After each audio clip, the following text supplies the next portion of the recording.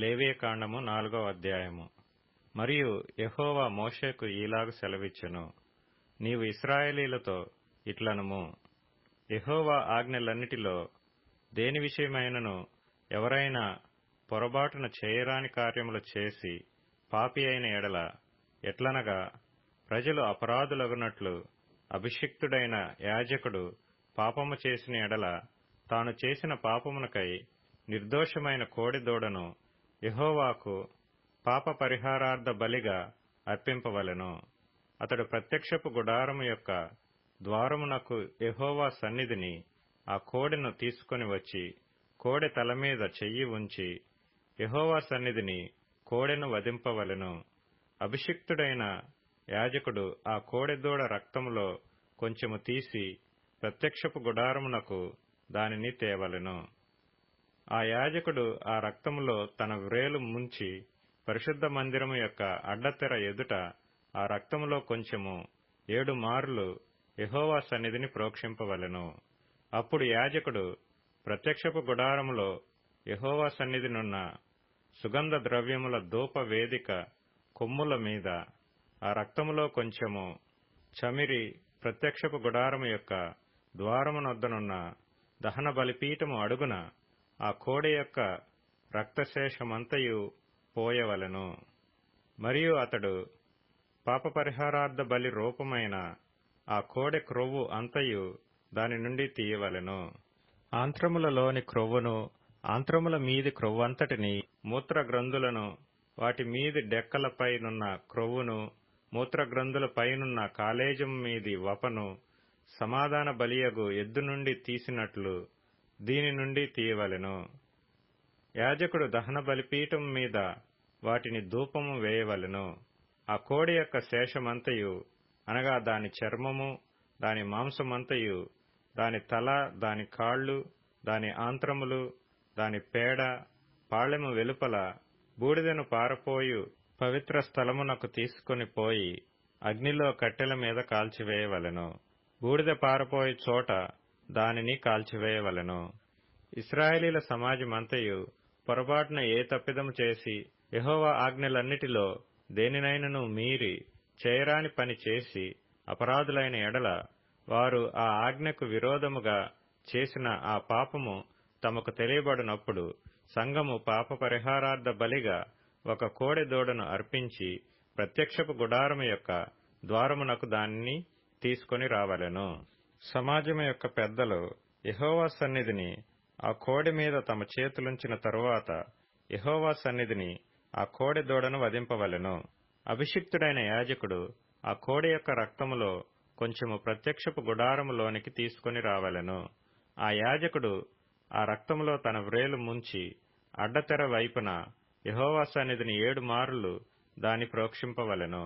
మరియు అతడు దాని రక్తములో కొంచెము ప్రత్యక్షపు గుడారములో యెహోవా సన్నిధినున్న బలిపీఠపు కొమ్ముల మీద చమిరి ప్రత్యక్షపు గుడారము యొక్క ద్వారమునొద్దనున్న దహన బలిపీఠము అడుగున ఆ రక్తశేషమంతయు పోయవలెను.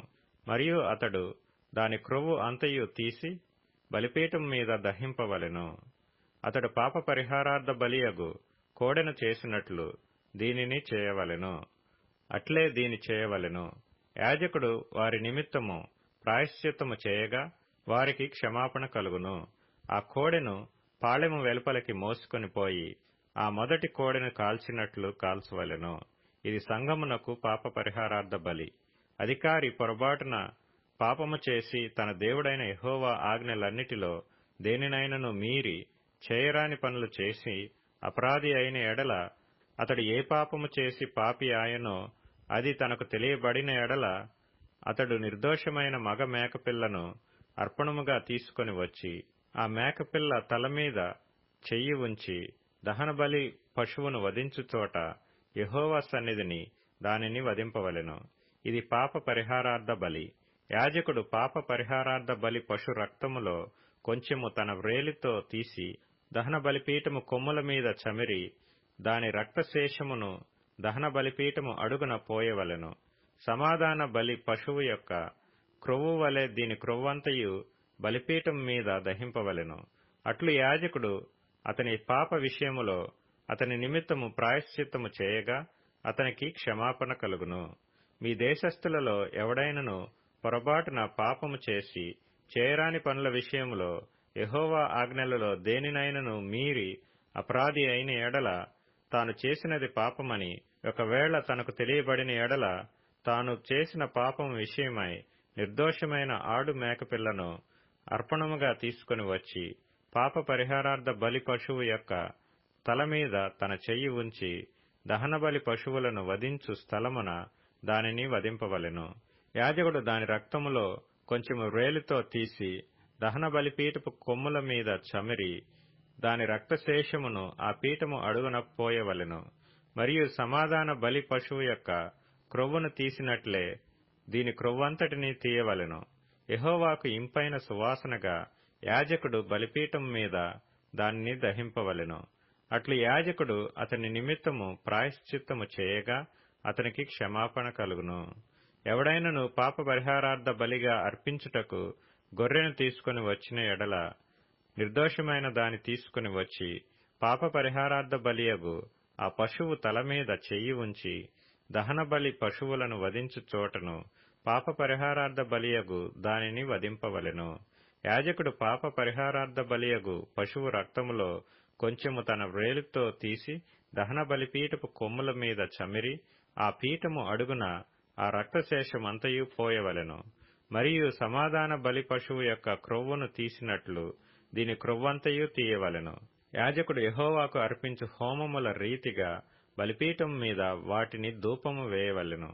అతడు చేసిన పాపము విషయమై యాజకుడు అతని నిమిత్తము ప్రాయశ్చిత్తము చేయగా అతనికి క్షమాపణ కలుగును.